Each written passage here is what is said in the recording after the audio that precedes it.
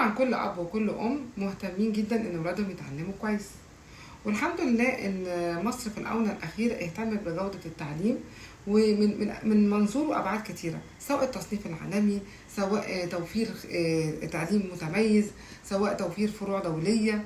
حقيقه يعني كل دوت موجود النهارده في مصر. عشان كده دايما بقول لحضرتك ايه، هتفكر في 3 حاجات. اول حاجه قدرات ابني التعليميه دي مهمه قوي، يعني مش لازم يخش الطب والهندسه، لكن ممكن يبدأ في فنون جميلة، ممكن يبدأ في فنون مسرحية في أكاديمية الفنون، ممكن يبدأ في الكليات التقنية أو الهندسية أو اللي هي خاصة بالأعمال التكنولوجية. فدايما خلي ابنك اللي يختار طبقا لقدراته. مهم قوي ان انا اهتم بقدرات ابني. النقطة التانية طبعا الظروف الاقتصادية. كلنا عايزين نعلم ولاد احسن تعليم، فالحمد لله ان النهارده الجامعات الحكومية والجامعات الاهلية بتوفر ده بجودة عالية جدا.